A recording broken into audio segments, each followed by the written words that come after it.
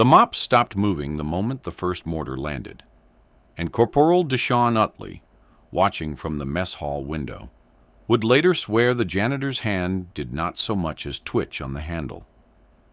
She stood in the wash of gray light near the plywood serving line, a small woman in coveralls 2 sizes too big, and she tilted her head, the way a person does when they are listening to something underneath the noise. The mortar had walked in from the east wall. Everyone else in the room hit the floor. She counted. Utley saw her lips move. 1, 2, 3, and on the 4th, the second round came down exactly where her eyes had already gone, and he understood, in a cold, slow way he could not explain, that she had known where it would land before it landed. Her name, according to the roster taped by the door, was Priya Anand. She emptied trash cans. She wiped down the tables after chow. For 6 weeks, she had been the quietest person on fire-based Talon, a speck of a woman the size of a rifle who flinched at nothing and said less, and the men had a joke about her they thought she could not hear. Utley had laughed at it once. He would not laugh at it again. Because Priya Anand set the mop against the wall and walked toward the sound of the guns and did not hurry. She had a file. It sat in a server 3,000 miles away, under a classification most of the men on Talon would never hold. And in that file was a number, and the number was the kind that made colonels go quiet. Nobody on the base had read it. Nobody had needed to until now.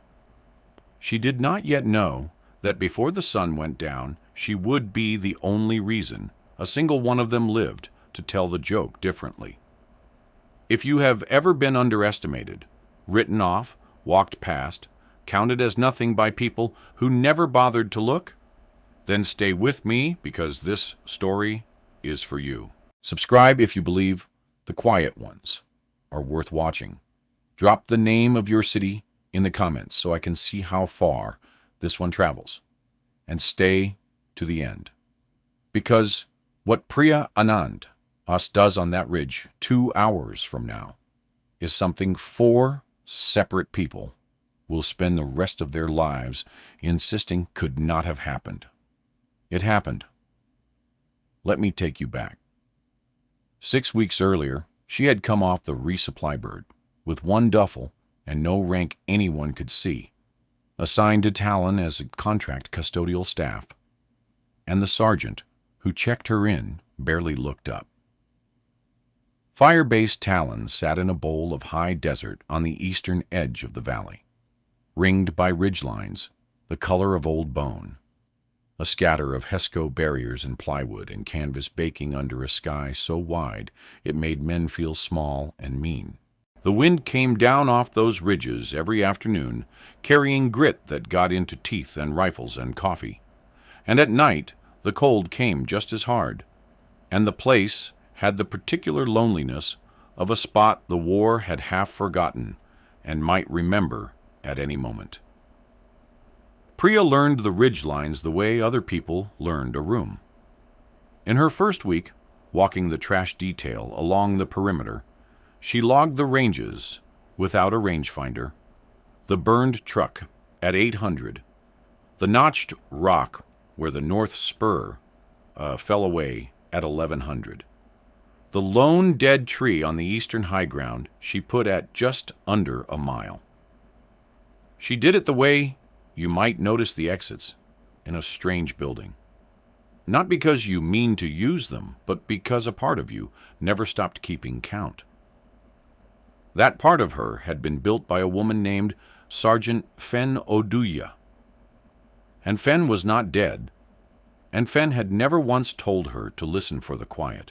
Fen had been the loudest instructor on the range at Camp Buckner, a broad-shouldered woman with a voice like a dropped tailgate, and her whole philosophy fit in 4 words she barked until they lived in the marrow. See it, then send. No mysticism, no breathing like a monk.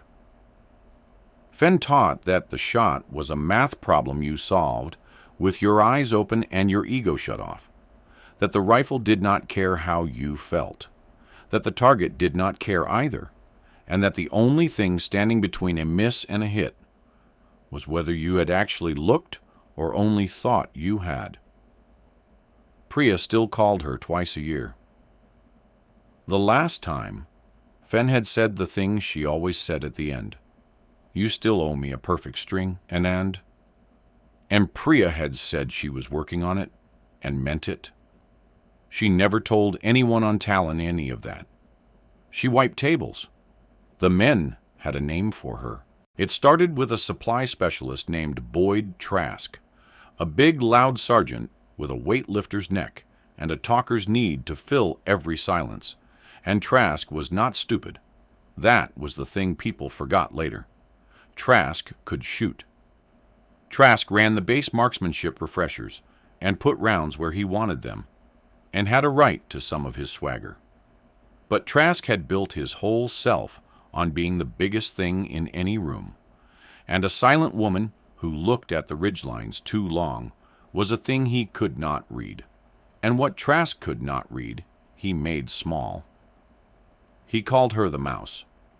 He said it in the chow line, loud enough to carry. He said the mouse was measuring the floor for crumbs. The table laughed because Trask was the kind of man whose laugh you joined, and Priya wiped the next table down and said nothing, and her silence only made him louder. It happened 3 separate ways over those 6 weeks, and each one Utley saw. Once Trask flicked a wadded napkin at her back as she carried a bus tub and called it target practice, and the mess laughed, and she set the tub down, picked up the napkin, and dropped it in the trash without turning around. Once he blocked the narrow gap between 2 tables with his bulk and made her wait, grinning, until she simply stepped up onto the bench, walked along it, and stepped down past him, unhurried as a cat, and the laugh that time was at him.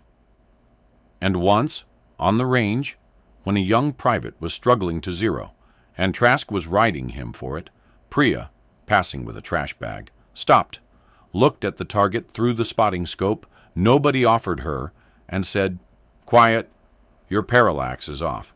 You're aiming where you're not looking." Then she walked on. Trask laughed it off loud. But Corporal Utley, who was there, saw the private make the correction, and saw the group tighten, and saw the way Priya had read a scope she stood behind for 2 seconds flat. He did not have a word for what he'd seen. He filed it anyway. There was no spotter waiting for her, no partner, no team. Whatever Priya Anand was going to be asked to do on this base, she was going to do alone. And she knew it, and that was the part that never once made her hands unsteady. She had learned herself as a solo instrument. She was her own wind call, her own range card, her own second set of eyes. And if that made the work harder, it also meant there was no one to lose and no one to wait on. See it, then send. She could do both halves herself. The commander of Firebase Talon was a major named Ellis Crane, and Crane had heard Trask call her the mouse and had said nothing, and that nothing was its own kind of decision. Crane was not a cruel man. He was a tired one, a careful officer counting the days on a hard posting, and he had let Trask's noise fill the base because stopping it would have cost him a small daily friction he did not want to spend. He would spend a great deal more than that before the day was out. He did not yet know it, but the silence he had allowed was about to become the loudest thing on Talon. The mortars changed everything at 1440 on a Tuesday. The first round that walked in from the east wall was not ranging fire.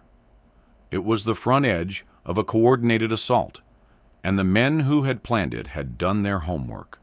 They came off the high ground on 2 axes at once, small arms fire, raking the perimeter from the north spur, while a heavier element pushed down the eastern draw toward the wire. and within 90 seconds, Firebase Talon went from a sleepy dust bowl to a base fighting for its life. The perimeter guns opened up.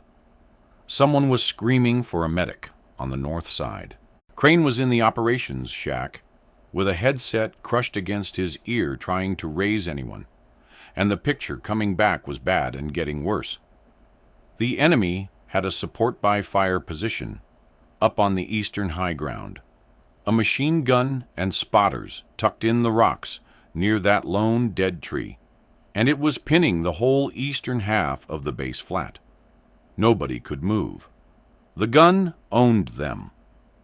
And Major Crane, who had a base full of riflemen, and not one of them able to lift his head, remembered, the way you remember something you spent weeks not looking at, that there was a name on a classified roster. He had been sent along with his custodial contractor, a name flagged with a note he had skimmed and filed and told himself was clerical noise. He pulled it up now with shaking hands. He read the number. He read it again. Then he keyed the base net and did the thing that would cost him the most that day, which was to say, out loud, where Trask and 40 other men could hear him, "Get me the janitor. Get me Anand. Now." Trask's voice came back on the net, half a laugh still in it. "Sir, say again. The mouse?" "You heard me," Crane said. And then, because the moment demanded the whole admission, and he was too tired to dodge it, "She's got more confirmed than this entire firebase put together. Get her to the ops shack." The net went quiet. On the eastern wall, a corporal named Utley, pinned behind a Heska with his cheek in the dirt, heard those words and felt the hair on his arms stand up, because he had seen her count the mortars, and now the number had a shape, and the shape was enormous.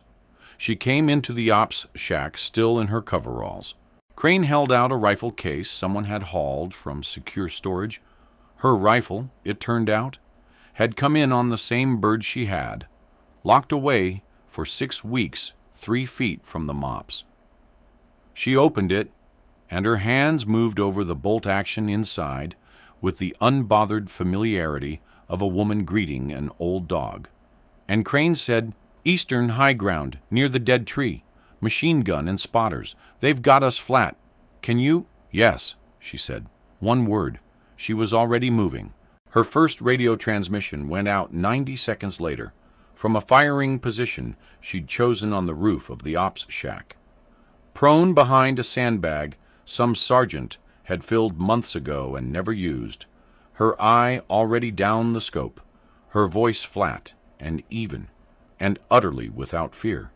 A voice so unlike the mouse they'd all built in their heads that men actually turned their heads at the sound of it. "Talon Actual, Anand. I have the gun. Cease your outgoing on the eastern high ground so I can hear it. Fire on my count." Then she started her work. The machine gun on the ridge was 1,100 meters out, tucked in a seam of rock. She'd logged in her first week as the notched spur, where the north fell away, and the dead tree beside it was her marker. A mile minus 100, ranged and filed, and waiting in her head like a debt. She read the wind off the dust the enemy's own gun was kicking up. A quartering push, left to right, maybe 15 at the target, less in the bowl. See it, then send. She saw the gunner's shoulders, the pale smudge of a face behind the weapon, the second man low beside him feeding the belt. She sent. The rifle's report was different from everything else on the base. Not the flat hammering chatter of the machine guns, or the sharp crack of the M4s, but a single deep, authoritative boom that rolled out across the bowl and came back off the ridges a half-second later. And 1,100 meters away, the gunner simply stopped. The gun went silent. On the net, a spotter somewhere breathed, "Hit!" and the number that would climb all afternoon began at 1. The second man grabbed the gun. She worked the bolt, a smooth metallic snick-clack, that Utley, 30 feet below her now and staring up, would hear in his sleep for years, found him, sent again. 2. The gun went quiet for good. "Eastern gun is down," Crane said on the net, and his voice cracked on it. "Eastern gun is down. All eastern elements move." But the men on the ridge were not done, and this is the part where it stopped being easy. A coordinated assault does not lose its support gun and go home. The enemy shifted, and now they knew where her boom was coming from, and small arms fire began to reach for the ops shack roof. The first rounds went high, cracking over her like snapped whips. The second burst was closer. A third walked a line of dust up the sandbag 18 inches from her face, and Priya Anand did not move, because moving was how you died, and stillness was how you thought. And she was already counting the muzzle flashes blooming along the north spur, assigning them ranges, building a list. She keyed the net once. "Talon, I'm taking fire. Nobody comes up here. Hold your positions." Then she went to work on the list. What followed was the kind of shooting men would argue about in bars for the rest of their lives. She took the north spur, one flash at a time, methodical as a woman doing dishes, the deep boom of the rifle punching out over the bowl at a metronome's pace, the bolt snicking between each one, and every time the rifle spoke, a gun on the ridge went silent. 3, 4. A fighter broke from cover to rush a better position, and she led him the way you lead a bird and put him down mid-stride. 5. And on the net, a young voice she didn't know started calling her count aloud for the whole base to hear, awe cracking through the radio discipline. "That's 5. God, that's 5. Eastern high ground's coming apart." The wind shifted at target 6, and she felt it change on the back of her neck before she saw it move the dust, and she held off the edge of a rock, a hand's width to the right, and sent anyway, and the man behind the rock dropped. 6. The distances stacked up. The count climbed. And below her, the men of Firebase Talon, who had been flat and dying 20 minutes before, began to move, began to fire, began to push, because the gun that had owned them was gone, and something impossible was standing over them in oversized coveralls, making the ridge go quiet one boom at a time. Then a round found her. It came from the east, from a shooter she hadn't listed yet, and it hit the sandbag and drove a wedge of grit and rock into the side of her face. And for one white instant, she could not see out of her right eye. Here is what 1,100 meters and a coordinated enemy and a face full of gravel felt like. The world went to ringing static. Her cheek was wet and stinging. Her scope swam. And every instinct in a human body screamed to roll off that roof and get behind something solid. She heard the next round coming. They always sound like fabric tearing when they're that close. And she felt it pass through the space her head would have been in if she'd flinched. She did not flinch. She wiped the blood out of her eye with the back of one hand, slow, deliberate, found the new shooter's position by the tearing sound of his last shot, did the geometry of it in the dark behind her ruined eye, and brought the good eye back down to the glass. See it, then send. She saw him. She sent. 7. The tearing stopped. "Anand, this is Crane. What is your status? We heard." "Operational," she said, blood on her teeth. "Keep pushing." By the time the eastern high ground fell fully silent, she had counted to 19, and the number went out across the base net in that young, odd voice. 19, and Firebase Talon held. The assault broke against a perimeter that 20 minutes earlier had been finished, and the enemy melted back up the draws they'd come down, and for the first time since 1440, the guns stopped, and into that enormous ringing silence came the ordinary sounds of a bass, counting itself, men calling names, boots on gravel, someone laughing the high, cracked laugh of a person who did not die when he thought he would. And then, from the north side, the word that turned the day human: casualties. A medic screaming for help he didn't have enough hands to give. Priya came down off the roof with blood drying on the side of her face and her rifle slung, and she did not go to the ops shack to be congratulated. She went toward the screaming, because there was a second thing she knew how to do that no one on Talon had thought to ask about. A thing Finn had made her learn alongside the shooting, on the theory that anyone who took life should know how to hold it. The medic, a kid named Sorensen, was working 2 men at once and losing the race, and one of the men on the ground was Boyd Trask. Trask had caught fragments pushing his squad off the north wall, and he was gray and going grayer. And when Priya knelt over him, his eyes found her face, and something moved in them that was too big to name. She put her hands on the wound the way Fenn had taught her, hard and sure, and the bleeding slowed. "Look at me," she said. Trask looked. He was a big, loud man made suddenly small, and his voice, when it came, was a whisper with the swagger stripped clean off it. "Am I gonna die?" he asked. Just that. The question every person asks in the end. The mouse and the mountain both. "No," Priya said. Not a hope, not a comfort. A fact, delivered flat and certain. The same voice she'd used to say, "I have the gun.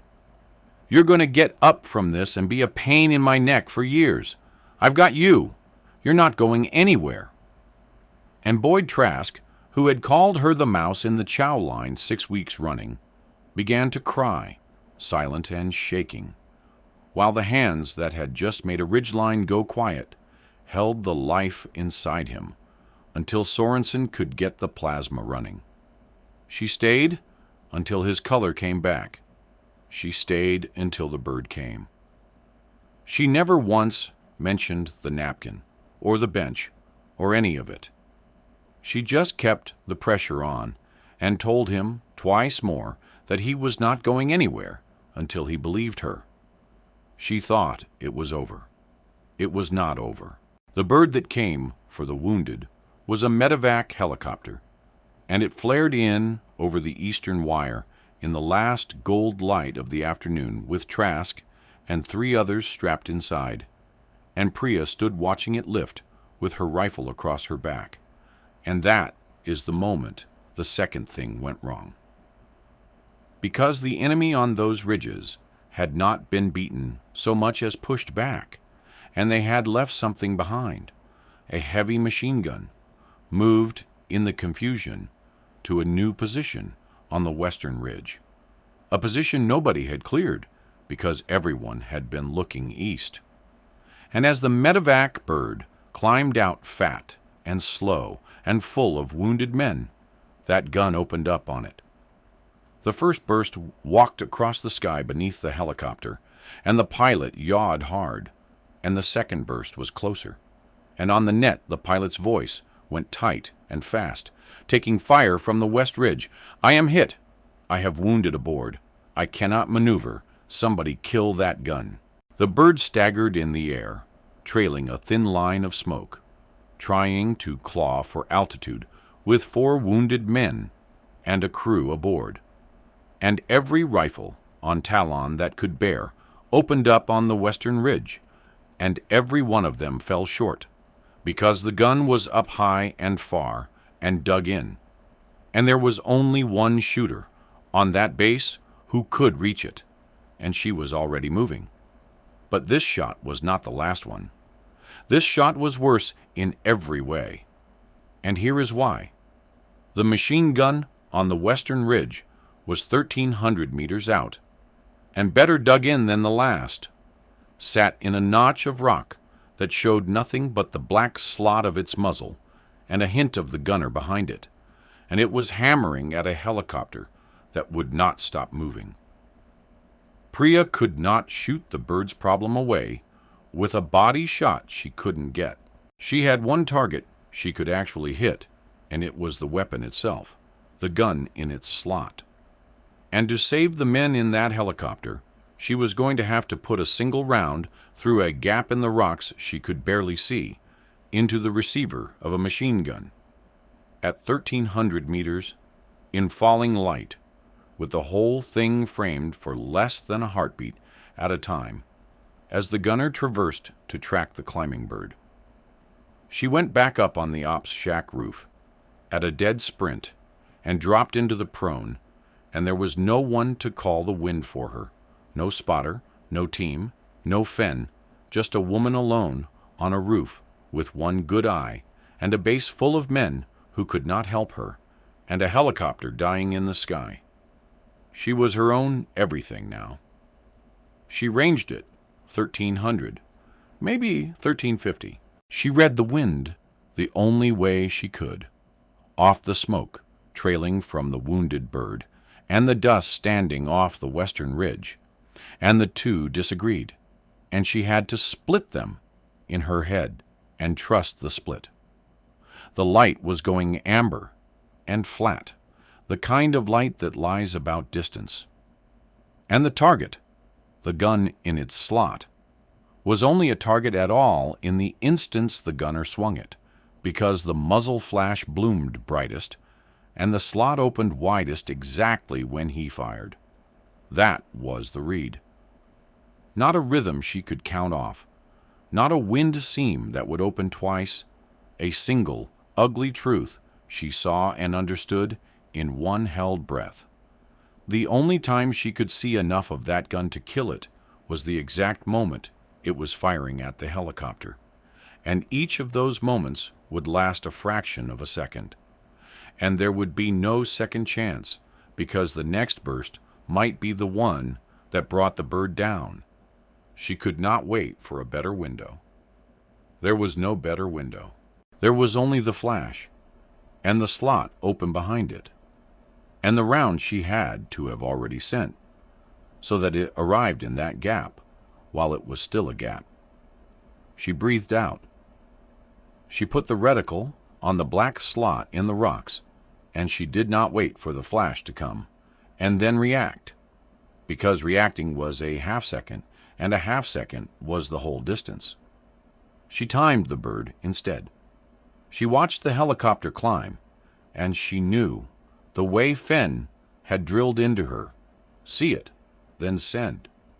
See the whole problem, and not just the piece in front of you, that the gunner would fire again when the bird crossed the ridgeline behind it, that he would open that slot and light that flash at the one instant the geometry pulled him to. She let the breath go halfway. She took the slack out of the trigger. She aimed not at where the gun was, but at where the gun would be screaming from a half-second from now, and as the medevac bird's tail cleared the ridge, she sent. The boom rolled out over the bowl one last time. 1,300 meters away, in the instant the muzzle flash bloomed, her round arrived in the same gap the flash came through, and the machine gun on the western ridge stopped firing and did not start again. The helicopter clawed up into clean air, smoke thinning, and steadied, and turned for the field hospital with its wounded alive inside it. And the pilot's voice came over the net cracked wide open. "Gun is down! The gun is down! Whoever did that! Whoever did that! You saved 5 lives. Thank you, thank you." For a moment, nobody on Firebase Talon said anything at all. And then the base net filled with the sound of men who had watched a janitor thread a single round through a slot in the rocks at 1,300 meters in falling light to knock a machine gun off a helicopter. And the sound they made was not a cheer exactly. It was something lower and more astonished than a cheer. Later they would say it couldn't have happened. It is what people always say. In the debrief, a staff officer flown in from regiment listened to the story of the Western Ridge shot and said flatly that a 1,300-meter shot through a firing slot onto a machine gun receiver in bad light was not a thing that happened outside of stories, that someone was mistaken, that the gun had probably jammed, or the crew had displaced. And that is when Corporal Utley, who had said very little to officers in his life, stood up and told him about the gun camera. Because the medevac bird had a nose camera running the whole time, and when they pulled the footage, it showed the western ridge and the muzzle flashes reaching up, and then, time-stamped, undeniable, frame by frame, the flash of the gun, and, in the very same frame, the strike, a puff of rock dust and sparks off the receiver in the exact instant the weapon fired, after which the gun never fired again. The staff officer watched it 3 times. Then he watched the base's own perimeter footage, which had caught 19 separate silencings on the eastern high ground earlier in the day, one deep boom and one gun going quiet, over and over, 19 times. He stopped talking about stories. The footage went up the chain with her name on it, and men who had never met her, reading a number, when as quiet as the base had gone the day Crane said, "Get me the janitor."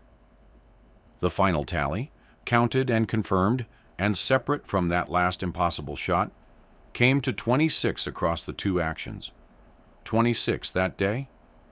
Added to the number already in her file, the number that had made Crane's hands shake, it built toward the figure the men would eventually learn and never quite believe, that the woman who wiped their tables had, across years they knew nothing of, put more than 200 confirmed behind that same flat, unbothered breath.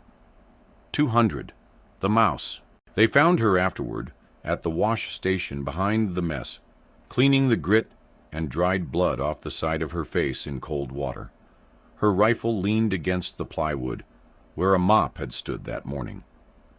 Utley came to find her because someone had to, and he stood there a moment not knowing how to say any of it, and finally what came out was the simplest true thing in him. "The guys on that bird," he said. "Trask, all of them. They're alive because of you. You know that. Whatever you are. We didn't see it. I'm sorry we didn't see it." His voice broke on the last of it, this hard corporal, because he was thinking about the napkin he'd laughed at. Priya dried her face. "You saw it today," she said. "That was all. It was enough." Trask came back to Talon 11 weeks later, thinner, moving careful, a cane he was learning to hate. He found her in the mess at the end of chow, wiping down a table, because she had gone back to wiping tables. She'd been offered other things, and taken them, but that is a later part of the story. He stood across the table from her, and he could not get the first word out. He tried 3 times. His jaw worked, and his eyes filled, and the big, loud voice that had filled that room for 6 weeks would not come, because it turned out the hardest thing that mouth had ever been asked to do was this. "I called you," he started, and stopped. His hand tightened on the cane until the knuckles went pale. "The things I—" He stopped again. He looked at the table, at the rag in her hand, at the floor. When he finally got it out, it came in pieces, halting, each word costing him something visible. A big man dismantling himself on purpose, in front of the woman he'd made small. "I was wrong about you, all the way wrong. And you held that wound shut, and you told me I wasn't going anywhere, and I believed you. I believed you when I didn't believe anything. And I don't. I don't have a way to pay that back. There isn't one. I'm sorry. That's not enough. And I know it's not enough. And I'm saying it anyway." He was crying openly now, and not bothering to hide it, a thing the old Trask would have died before doing. "I'm sorry, Anand." Priya set the rag down.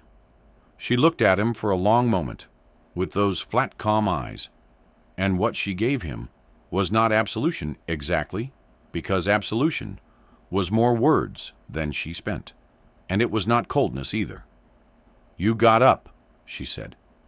2 words, and the promise she'd made him on the north wall closed inside them like a hand. He had. He was standing there. She had told him he would, and he had. And that was the whole account between them settled. The debt she'd named and the debt he owed folded into one plain fact. Trask nodded and could not speak, and nodded again. Major Crane changed her standing before the week was out. There was no ceremony, because she would have hated a ceremony. He simply found her on the perimeter, one morning walking the ridgelines the way she always had, and he fell into step beside her. And after a while, he said that regiment had approved what he'd put in for, that she was being brought on as the base's lead marksmanship instructor and range authority. Her own element, her own say, no more coveralls unless she wanted them. He was quiet a moment. Then he said the thing that cost him, the thing he'd been carrying since 1440, that Tuesday. "I heard him call you that name for 6 weeks, and I let it go because it was easier. That was my failure, not his. I should have looked at what was in front of me." She let him carry it. She didn't lift it off him with a kind word, because some things a man needs to hold. She just nodded and kept walking, and after a while said, "Then look now." And he did. Corporal Utley put in for the first course she taught. On the first morning she had them on the line at Talon's improvised range, and a new private, loud and sure of himself the way Trask had once been, muttered something about the little instructor to the man beside him, loud enough to carry. Before Priya could even turn, it was Trask, there on his cane at the back of the range, no longer able to shoot, but there anyway, every session, who crossed the line and put himself in front of that private, and said low and level, "That woman has more confirmed than everyone you will ever meet, combined. She kept me alive with her hands after she cleared a ridge with her rifle. You will call her ma'am, and you will listen. And one day, if you're lucky, you'll understand what you're standing next to." The private went white. He called her ma'am. He listened. What she taught them was not mysticism, and it was not the thing the young ones wanted, which was a trick, a secret, a way to be special fast. She taught them the 4 words Fenn had barked into her a lifetime ago, and she made them hate those words, and then live by them. See it, then send. She told them the rifle did not care how they felt, and the target cared less, and the only thing between a miss and a hit was whether they had actually looked or only thought they had. She told them the gift was not the eye or the hands. The gift was using it when nothing else in the world would do, when a helicopter full of wounded men was falling out of the sky, and there was no one else, and no better window, and no second shot. And doing the plain hard math of it anyway, with your ego shut off and your eyes open. Precision, she told them, was not violence. Precision was the opposite of violence. Precision was the thing that put one round exactly where it had to go, so that 100 rounds didn't have to go everywhere else. Precision was care. The private who'd muttered wrote it down. She called Fenoduya that weekend, from the plywood shack that was her range office now. She told her about the western ridge, the slot, the light, the bird full of men. There was a silence on the line, the good kind, the kind that was itself a sentence. Then Fenn said, in that dropped tailgate voice gone quiet for once, "Sounds like a perfect string to me, Anand." And Priya Anand, who did not smile where men could see her, smiled where no one could. That evening she walked the perimeter, again in the last of the gold light, small and unhurried, her eyes moving along the ridgelines, out of a habit no war would ever break. The burned truck at 800, The notched spur at 11, the dead tree just under a mile, and now the western notch at 1300, logged and filed like all the rest. Somewhere far away, in a room she would never see, a man who had read her file and called it impossible was learning that the footage was real, and the certainty he had built his whole objection on was coming apart in his hands, frame by frame, a puff of rock dust, in the exact instant a gun fired, and he sat back from the screen, not knowing what to do with the size of what he doubted. Priya did not think about him. She reached the eastern wall and stood a while in the cooling dark, breathing slow and even, her rifle light across her back, and the bass behind her settled into its night sounds, and the ridge lines held their silence, and the small woman, the size of a rifle, who had emptied their trash and cleared their ridge and held their loud man's life inside her hands, watched the dark come down over the valley with level eyes, and, at last, some measure of peace.